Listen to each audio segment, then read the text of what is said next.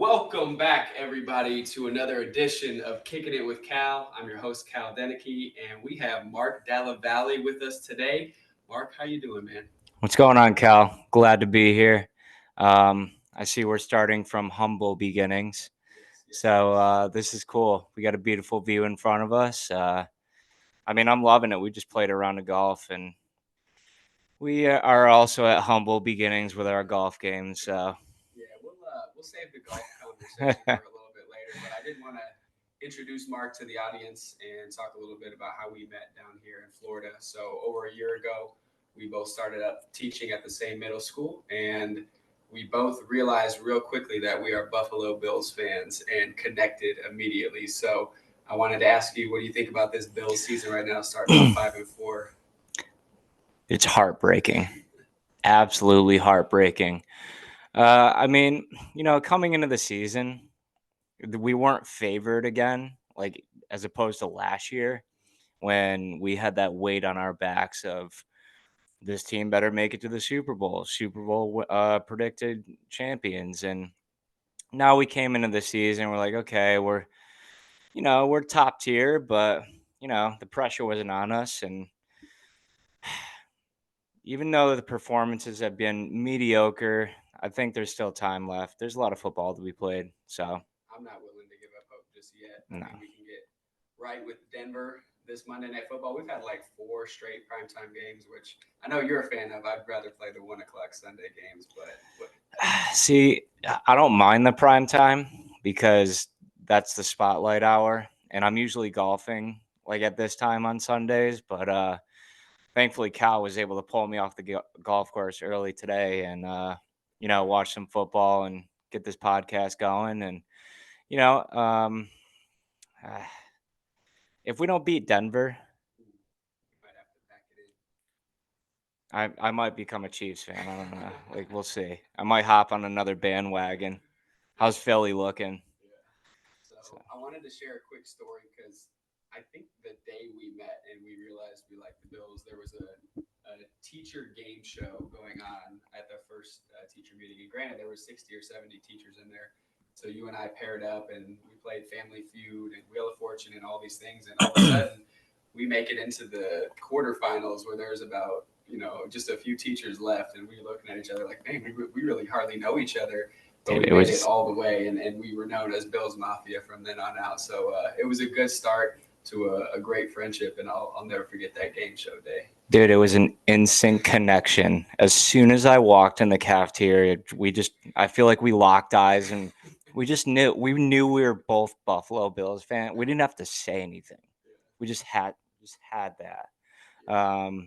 Yeah, we ended up doing really well. Like just meeting each other, it felt like we knew each other from like 5 years ago. So And I remember the question we got down on. It said, if your partner had unlimited money, what would they do with it? And we looked at each other, and we had only talked about two things: the Buffalo Bills and that I like to travel. And we had flipped it, and I said I would spend it anything Buffalo Bills related, and you thought I would say spend it traveling. And I remember looking at each other like, oh, we could have made it all the way. dude, yeah, I figured since you've been to like 100 different countries, I was like, okay, if he had unlimited money, he'd at least want to travel somewhere because dude travels all over.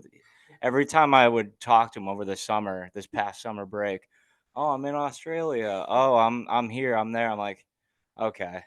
So, but he picked Bills gear, and I can't blame him. I'd probably go that direction too. I went with what I thought you would say, not what I would actually do. So if anyone's ever in that moment where Hmm. just say what you think you would do, not what the other person thinks you would say. Dude, you know what you need to get? What? A Bills head cover for your driver when I you got get one. I gotta get a Dude, driver first. just have all your gear for golfing just have it be Bills related. I would love that. Just sending a message on the course like early. If any of Like, my family, uncles, anybody watching this, then that's what I would like for Christmas this year. dude, can you imagine if you got paired up at like with somebody who is like a Miami fan or something? Ooh. First tee. Dude, he has all the Bills gear, you have all the Bills gear, he has a Miami gear. It's on. I'm losing that game. Dude. I don't So know. I would like to let the audience know a little bit about you before we get Yeah. into your teaching career and what you like to do outside of school. But tell us a little bit about yourself, where you grew up, and your beginnings, Mark. Okay. So a little bit about me. Um, Originally from Connecticut, born and raised. Uh, you know, I I went to school in Torrington, Connecticut. Grew up there. Spent most of my life there. Childhood. Ended up going to Central Connecticut State University for my undergrad. What was that like? Um, my undergrad, I'm gonna be honest. I couldn't wait to be finished with college. Really? Yeah, I'm the yeah. opposite. Tell us See, more. for me, I felt like I wanted to just start making real money because I mean, at the time, I had already been working throughout my high school career. I worked throughout high school. I played football and I played baseball in high school. But in between all those activities in school, I was working. My One of my first jobs was at a ski resort up in Connecticut, um, and I actually carried that job into college, like for the winter seasons when there was snow on the ground. For all those people from Florida, yeah, just be thankful you don't have to deal with that weather.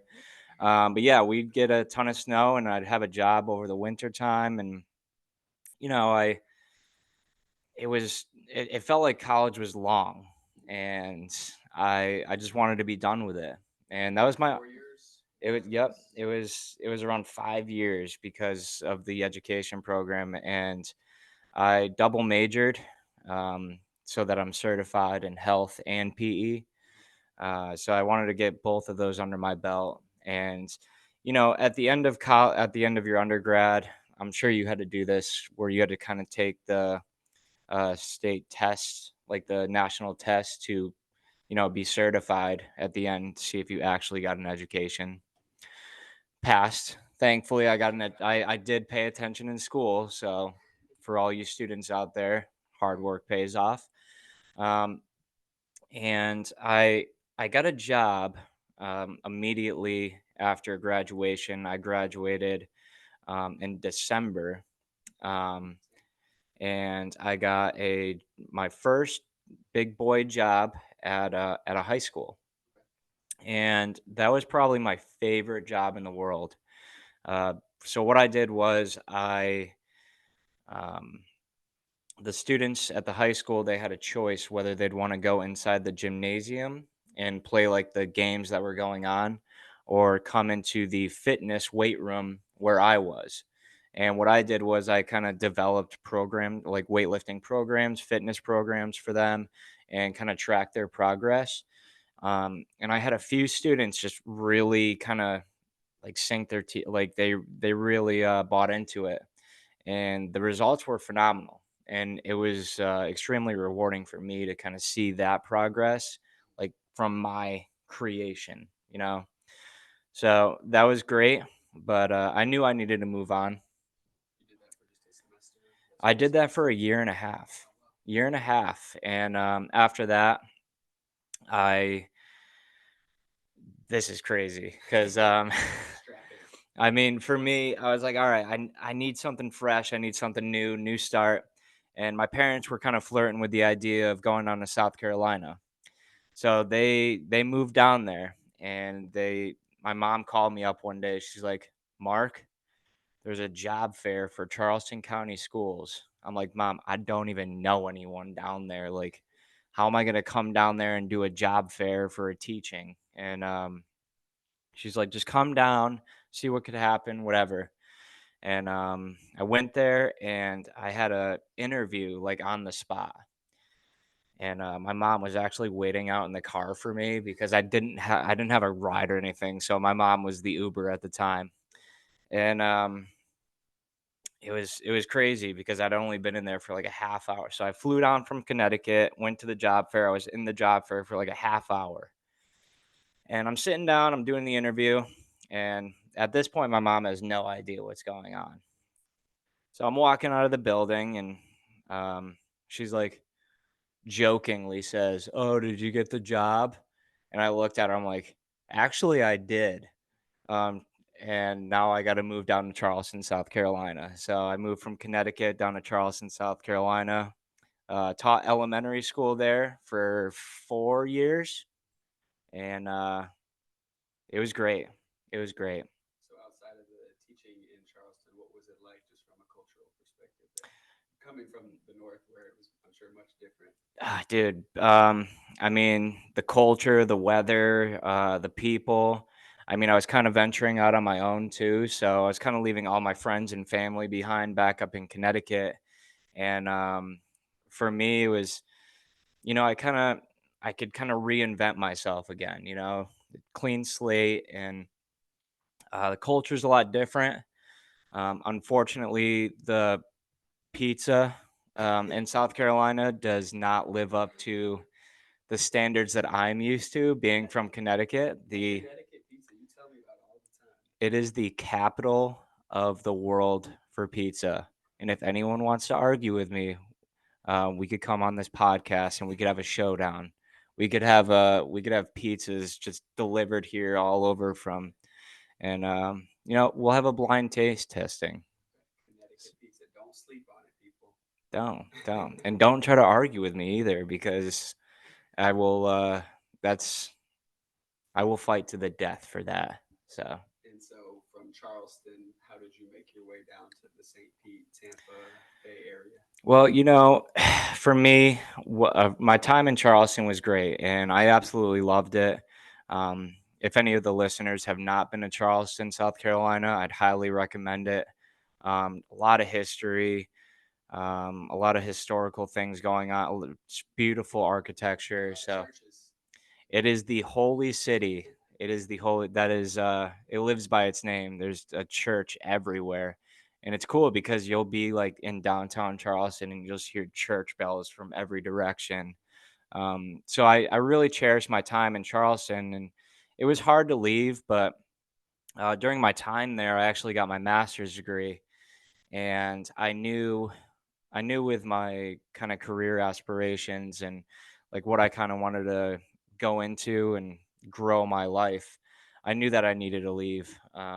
I knew I needed a bigger city, more opportunities. So my parents, again, my mom and stepfather, we touched on, we kind of flirted with the idea of going to Florida, and we finally pulled the trigger and said, "Okay, we're going to Florida." And I blindly applied to like 100 different positions down here. That's And a lot. dude, if you're a teacher, you know my pain, especially a PE teacher or health teacher.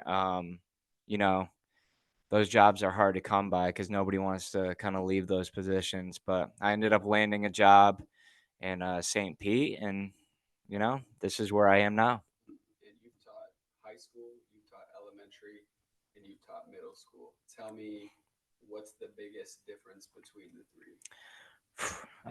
Let's see. Well, I don't want to hurt anyone's feelings on this, especially if we got middle school students listening or whoever's listening. But I'd say the biggest difference, I guess, if I could sum it up like this, like high schoolers, you know, they they think they're like 17 going on 45. They think they're a little bit above their age group, and they tend to get a little lazy, and they need a little bit more pushing to like achieve their goals. And I get it. I was a high schooler at one time, and you know, it was high school sports are great to watch though. That's one big difference. And then elementary school, what an adventure that is. What an adventure. And for me, like I had the privilege because I was a PE teacher to see all the grades, including pre-K. Yeah. So I at one point in my life had I remember they used to double up my PE classes, and I'd We're have, talking how many kids? dude, like 60, 63 year olds, 60, the 3 years old, 60 of them. Wow. Uh, How does one do that? dude, it's like I'm cattling, like I'm herding a like cats, like little kittens, dude. Um, it was it was interesting, and there's snot everywhere. Kids are picking their nose and eating it and just loving it, coming up to me like to hug me right after they wiped like all their spit and stuff all they were it was disgusting. I loved it though. My immune system like definitely it got a boost from that cuz remember the first year I got so sick like every other month, and now I have an ironclad immune system from working in elementary school. And they were cool too because I'd say with elementary students, they're so motivated to do anything pertaining to PE class. Like if I rolled out a kickball, they would go like ballistic. Like they'd be like, ah, Christmas morning every day. like oh my god, there's a kickball rolling on the floor. Like I didn't even tell you what we're playing yet. Like You're a calm rock down. star to them. Oh, dude, like I'd I would just jack up like half court shots, make some of them. They thought I was like an NBA player, like just absolute professional athlete. And like, cause I would jump in and play soccer with them sometimes too. Just I would I would rule that class, like every class I came in. They thought I was the greatest. So, Do your um, middle schoolers not think you're the greatest? well, I don't teach PE now, but one thing that I've kind of set the tone for with um, like my kind of claim to fame in our middle school is I definitely am the strongest teacher, like pound for pound, and that's a fact. That's a fact. Pound for pound, I am the strongest teacher. And my students know that, and I remind them that. Like I remind them every day of that fact, just so they do not forget it. Um, and if they do forget, like um, we arm wrestle sometimes.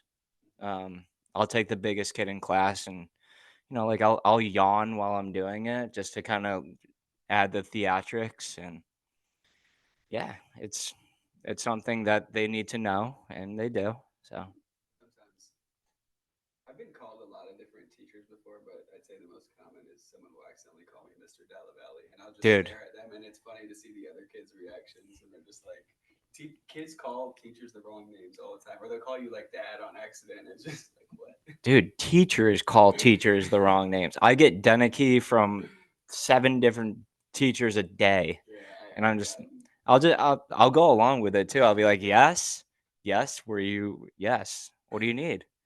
yeah, yeah. I hate to correct a teacher when they call me DallaValle, so I just like just nod my head. There's also a teacher, and I haven't corrected this teacher yet, but they call me Mr. D.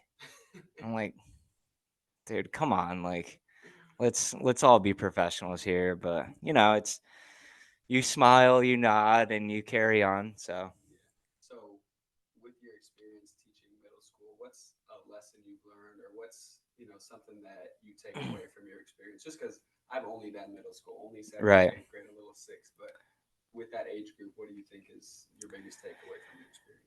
Well, for me, since I've kind of had that experience with the other age groups, I'd say middle school is my favorite.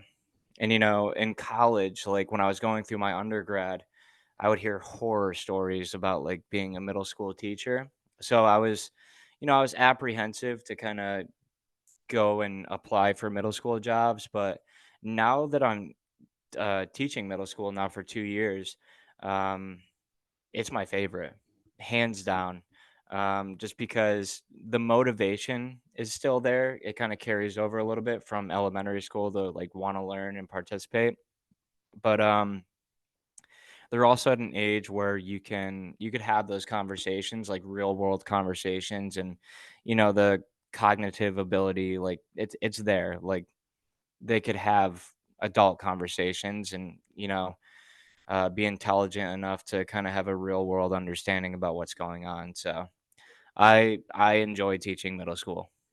And as you listeners know, I love it as well. It's my favorite thing in the world, and I feel like every day I go in, I'm not working a job. I'm just hanging out and we're having fun, and I don't dread going into work. And I think that's something that everyone should aspire to get, something that doesn't feel like an actual job.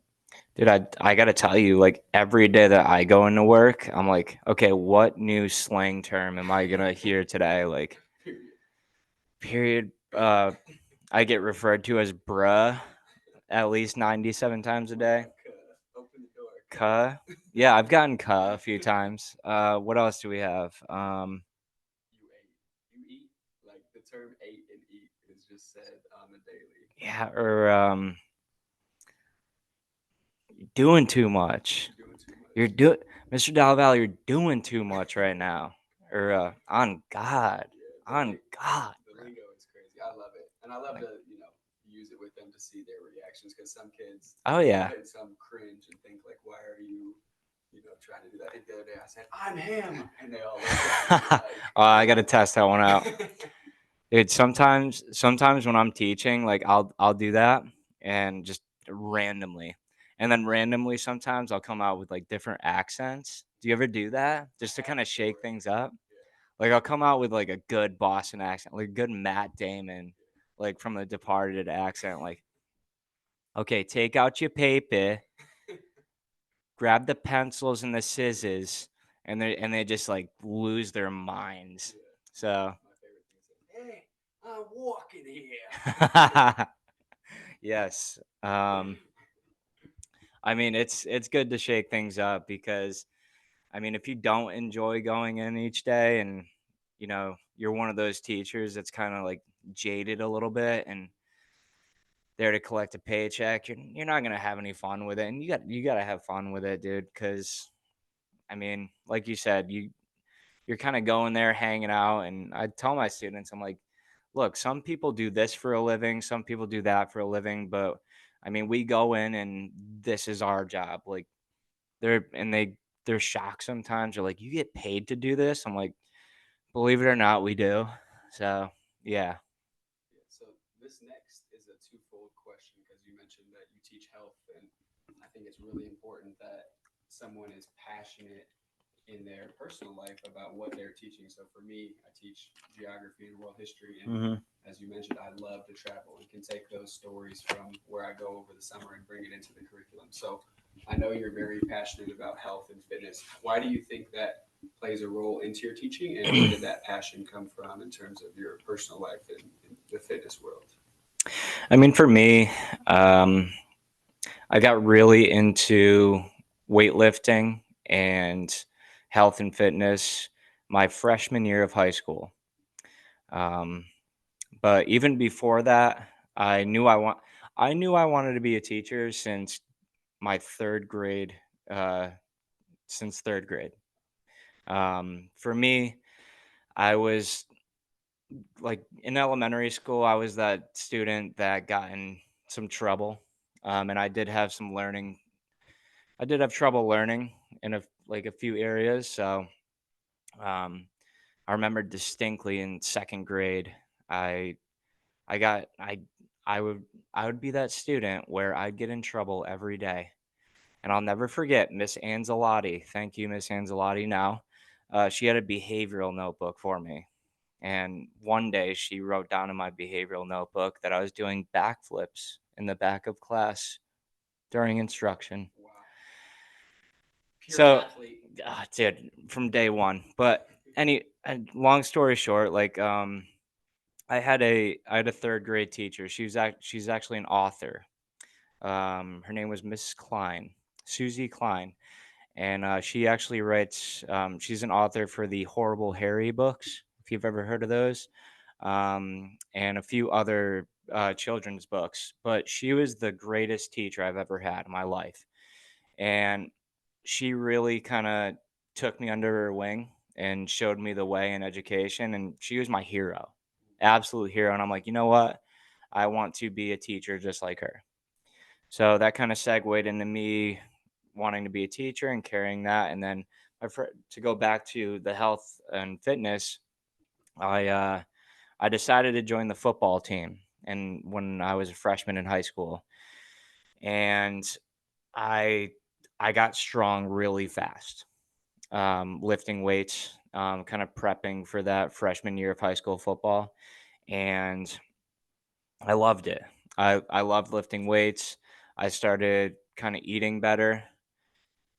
Not really, but dude, I used to come You home. eat good in high school. You're a Oh my special. God. When I was in high school, I used to come home and do you know the White Castle burgers? Yep, sliders. Dude, I used to eat. I'm not joking here, people. I'm not joking. Um, I used to eat 6 of them. 6 when I'd come home from school every day. You heard it here first. 6.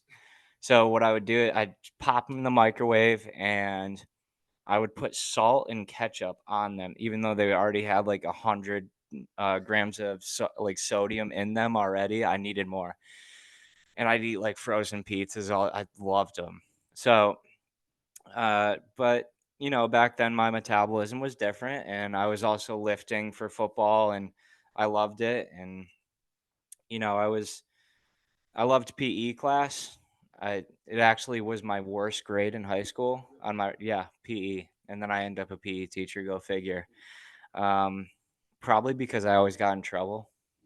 Too many backflips. Dude, I was backflipping I could still backflip, so um, I have video proof, and we could uh we could do that maybe in the backyard after we're done with this podcast, just for all you doubters out there. So, but yeah, I mean, still to this day, I really take I take my lifting and my health and nutrition a lot more seriously, just because I have to. Are Um, there White Castles around here? I haven't seen one. I haven't seen them. You could get them at like the grocery. Like I used to get them at the grocery store. They were frozen. You just pop them in the microwave. I haven't been a White Castle itself in probably like 10 years. So, but no, now I mean, my my health and fitness now is you know, I wake up 5 o'clock each morning before school. I go to the gym. Uh, I lift. I like to lift heavy. That's my thing. I know that people they have their bro splits, and it's arm day, it's shoulder day, and things like that. Um, I usually go in there and I focus on like one lift. So that if I'm going in there and I'm squatting, or benching or deadlifting, like I'll go in there and I lift as heavy as I can every time. And it's what works for me. I care more about strength than looking good. So I'd rather be a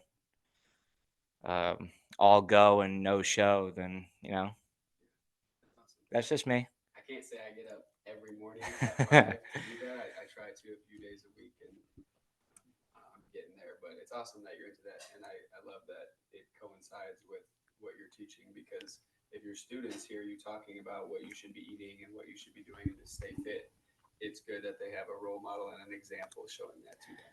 Well, I mean, it kind of goes back to like, I don't know if you had this growing up, like those like obese PE teachers. And it's just like, okay, you're telling me to run like 5 laps. Like, I'm not going to do it if you can't? So for me, it's like, if I'm going to talk the talk, I'm going to walk the walk too. So, um, if I'm telling my students, hey, this is the proper diet, this is proper nutrition, this is the proper like mental health approach, this is the proper weightlifting, I need to do it myself. So if I'm gonna lead by example for my students. So And I know we've talked off the air before about what some of your aspirations are to get to hmm one day, your career wise. So if you could share what are some things you'd like to aspire to be or to do down the road? well, for me, uh, I mean, as you know, I've kind of made my journey through all the grades. So from elementary school, middle school, high school. I think my next step is, I'm a big dreamer. I want to go to the college level. So for me, the college level would be a dream come true. Um, I think it'd be a new, challenging adventure, and I'm always kind of looking for that, next adventure because I get bored sometimes, like with my life, if it becomes too stagnant. Hence why I've moved to 3 different states. So for me, I need a new challenge. I need a new challenge, and I mean, I got my master's degree now, so um, I'm ready to step up to the big leagues and whatever that may be. So For me, I'll definitely be looking to kind of make that next step hopefully within the next year or so. So we'll That's see. really cool. I don't hear too many middle school teachers saying that they want to become a college professor, so that's awesome. Well, dude, it's just like, do you want to be that teacher that's been at the school for 30 years and, you know, they might have good advice, but underneath it all, they're frustrated and over it all. You know, they're jaded at that point. Like they've been here since the Stone Ages. So I don't want to be that teacher that's just they've been in one place for 30 years. So I've never kind of lived my life that way, and I don't think I'll ever kind of settle down to that. Keep finding new challenges and go conquer them. I think I read sometime within the last few years that people our age are more and more likely to stay at a job for about 3 years or so and Hmm. then bounce to the next one. It's just kind of, I don't know, the generational path that's on. Whereas, our parents' age and older, may have stayed at a job for 40 years and never thought twice about leaving. Right, we're kind of like a transient generation, you know, like I feel like it's kind of like our upbringing from the start anyways. Like we have more technological advances. We're used to that like instant gratification.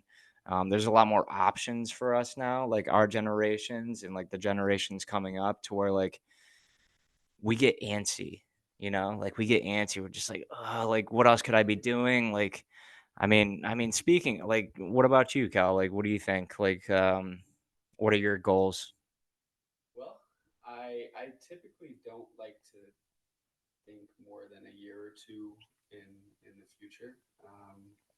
I always wanted to be a Division 1 basketball coach Oh, since I was real little, and I think coaching was something that was always on my mind because I was a sports nut as a kid, and then it turned into, how do I get into coaching, and that was through teaching, and now I'm doing both and loving it, and I don't really aspire to climb the ladder because coaching collegiately is like you are married to the game. I yeah. have a cousin who is an offensive coordinator at a Division 1 school for football, and it's like it's his life. There's no off season, and I really value my time. And in the Hmm. summer, because I don't have any commitments to coaching since I'm only in the middle school, Hmm.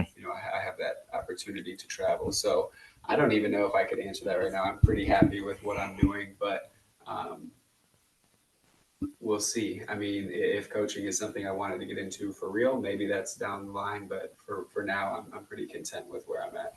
Dude, I mean, college basketball. I'm a huge college basketball fan. I mean, UConn, go shout out. UConn, Dan Hurley. I mean, that's the guy right there. Jim Calhoun, Dan Hurley now, Gino Oriema for, The greats. dude, Coach K.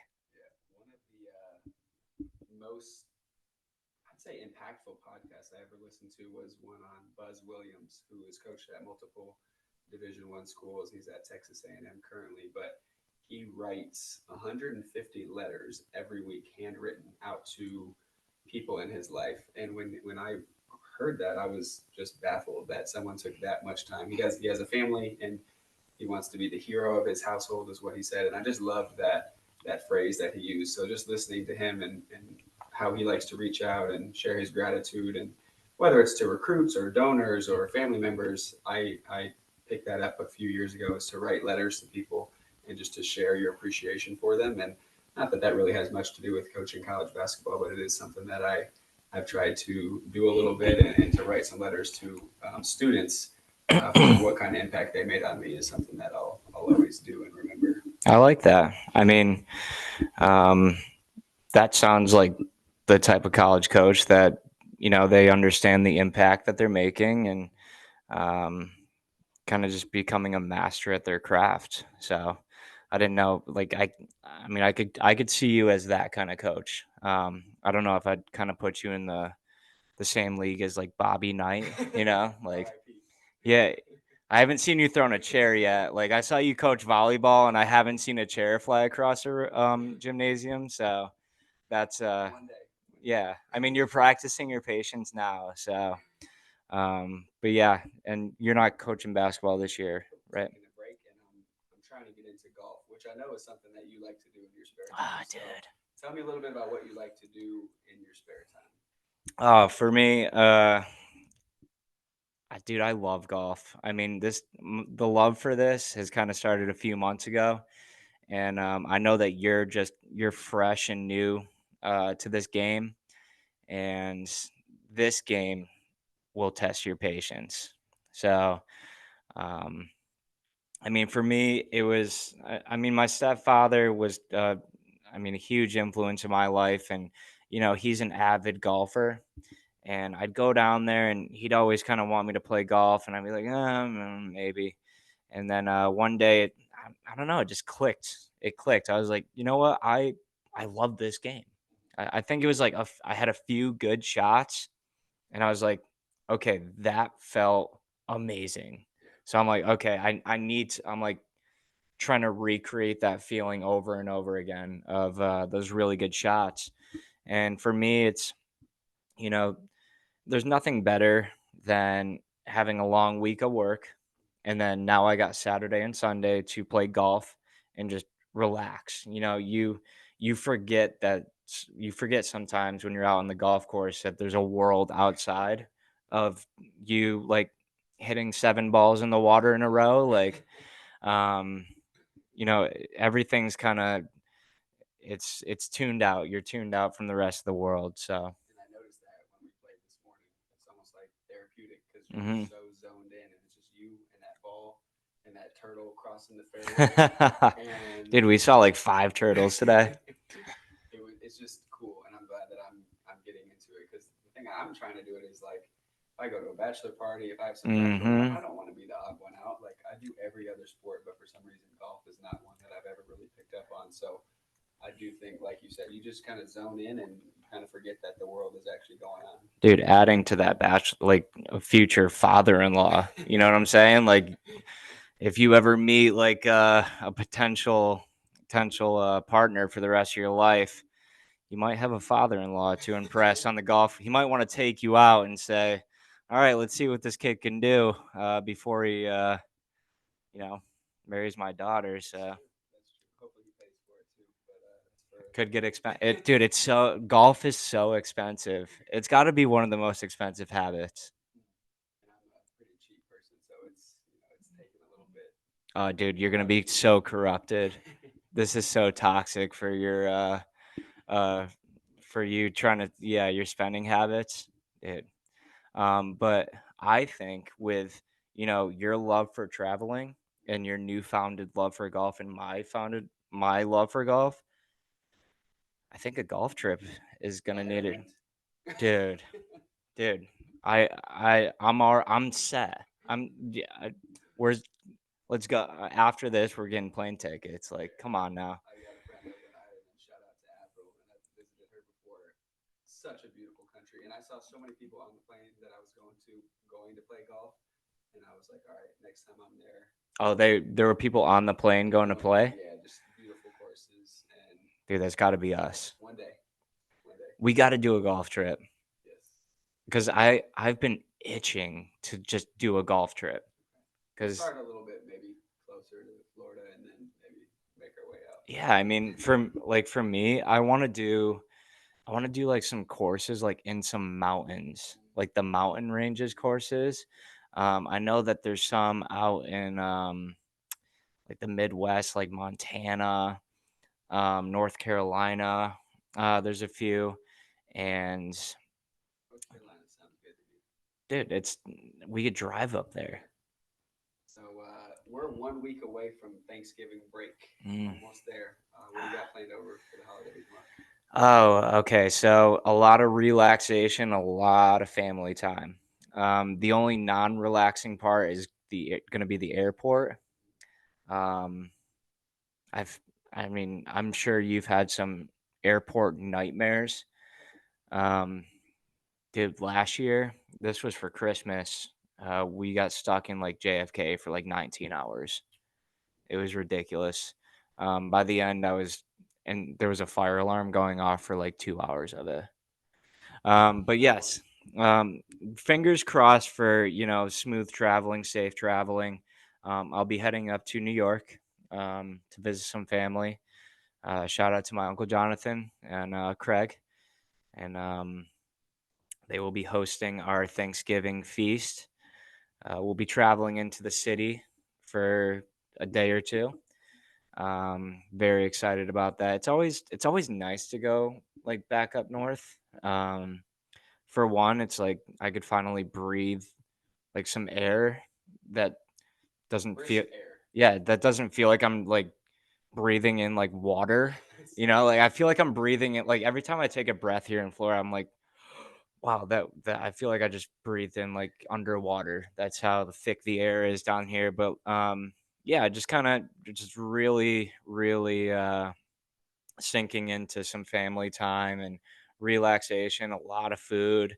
I plan to gain at least 20 or 30 pounds, like come back. Like I might hit I might hit the weight. They might stop me at TSA and be like, dude, you're too heavy like to get on this flight. Um, we don't that's how much food I plan to eat.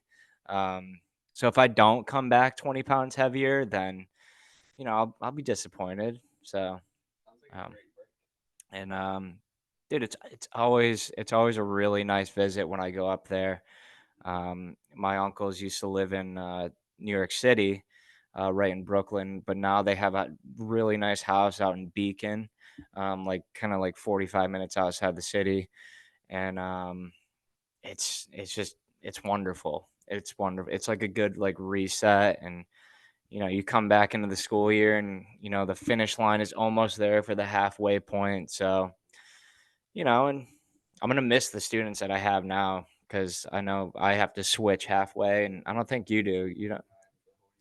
Man, that's like uh, that's good and bad. It's good and bad. Yeah, So that's awesome. I'm gonna be headed up to Illinois for a week, brisk air, hanging with the family, seeing my grandma, getting to see some former students play basketball for their senior year. So nice, it'll be really cool because I had them when they were 11, 12, 13, and dude. It's a trip, isn't it? Seeing like former students. yeah, Like I think back now, I'm like when I was in like when I was teaching elementary school, my fifth graders, they're now seniors in high school, and I haven't seen them in gosh, like obviously like 7 years now.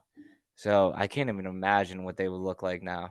yeah, you probably wouldn't recognize most of them. No, Seeing from middle to high school right. is, it's a jump, but you can definitely still recognize. But elementary to height, there's no way. Well, dude, it was crazy because like when I taught those years in elementary, like I saw the kids come from kindergarten, and then when I left, they were in like fourth and fifth grade, and they grew a lot. It was cool to see that. I'm like, whoa, like they'd come back from summer break, they'd be like a foot taller. I'd be like, what happened? Like, so that's cool. But that's awesome that you're gonna be able to see some like former students up there. And um, so what family do you have up there? I'm gonna see my parents, and they'll be in my hometown, and then my brother and sister-in-law are gonna be driving from Indiana, so I get to see them. My grandma's in town, and then I've got an aunt, an uncle, and a cousin from the Louisville area coming up. So quite a Okay. bit of family, and then family friends as well, some college friends, and I try to make my rounds when I'm back home between a couple different towns, but I've learned over the years to try to limit that as much as I can because it's my break, and I don't want to wear myself too thin. Gotcha. So who does the Thanksgiving cooking in your Uh, family? my parents will, and then my Okay. grandma brings some stuff over. So we have the meal at our place. We'll have it at about noon this year. We love when the Bills are playing on Thanksgiving. That's just a treat, but they're not this year. So Who's playing? it's Detroit and Dallas per usual, and I don't know. I haven't even looked. This Bill season has just been throwing me for a loop, so I'm Yeah. a little out of like what's going on in the Dude, news. high hopes. You got to keep them. You got to stay optimistic. Yeah. So What's like a signature dish like at in your family for Thanksgiving? I'd say, I mean, you've got all the standards, but I'm just a huge green bean casserole fan. Oh, Say dude. what you want, but that stuff slaps, as the It does. kids say. See that for me it's my mom's broccoli bake. Dude, it's out of this world. And I heard um My mom actually told me this past weekend, she's like, "Yeah, we plan on making 2 serving like, 2 dishes of it, one for you and one for the rest of the family, because I'm usually the one who kinda takes over that, and everyone's left with, the scraps, so, um What about pie? What kind of pie do you like? dude, I'm not much of a pie person. I know, shocking, Crazy. but, I do have 2 favorites for dessert, 2. One is tiramisu, and the other one is just regular cheesecake. So, I don't have much of a sweet tooth. I'm kinda sweet enough, so but, no, I tiramisu hands down. Um, I'm sure we'll have that. So, Just a standard pumpkin pie pumpkin with pie. the ice cream on top. That's Thanksgiving. That's what I think about for dessert. Do you warm up the pie I and then do. put okay, I do. You okay. gotta have the hot and cold with each other. I was about to say that is mandatory, like, that's pretty standard to do. I could do that with apple pie too. Yeah. Yeah, so all good stuff. Yes. So to wrap things up, you know what time it is. One thing on your mind, Mark. What's either a podcast, a movie, a documentary, something that's been on your mind lately that you wouldn't mind sharing with the audience? For me, it's I think we talked about this earlier, but just trying something new, and it's inspiring to see Cal out there on the golf course. He's trying something new, and obviously he is not a scratch golfer yet, and but he's you I give you props for trying something so foreign, and just picking something up. Like, I mean, for anyone listening, like, trying something new, venturing off, finding a new hobby, it's worth it. And for me, it started a few months ago with golf, and I couldn't be happier because I've gained so many friends from it. I've met so many new people, and it's easy to do that now. It's easy to meet people when you have that in common. Like, you have that one thing in common. Like, it's not like you're trying to go out and, make random friends, and trying to see if you have stuff in common. But with golf, it's like you go out there and you, boom, right off the bat, you have something in common. So that friendship connection, just it's immediate. But for all the listeners, like, just trying something new, just go out and try a hobby that you've been thinking about doing, but you haven't yet. It could be like, go make clay pots or start scrapbooking, like, whatever it may be. Um, you know, do yoga classes, like cycling classes, just anything to, broaden your circle. And don't be afraid if you're not a PGA pro to start, or a master craft at making clay pots, but um, just getting out there and not spending your weekends like melting your brain on TikTok.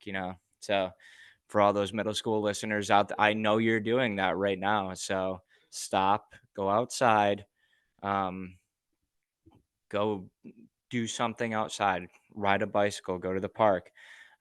Just kind of just because I like seeing it. I like seeing people be active and be outside the house and interacting with others. So anything that could uh, like increase your chances of that, I highly recommend it. So You heard it here first. Mr. DallaValle says, "Go try something new, do and it. you're not going to regret it." So, thank you so much for coming on. This has been a blast. I appreciate it. Thanks, Kyle. You're welcome. Appreciate it, brother. Have a good one.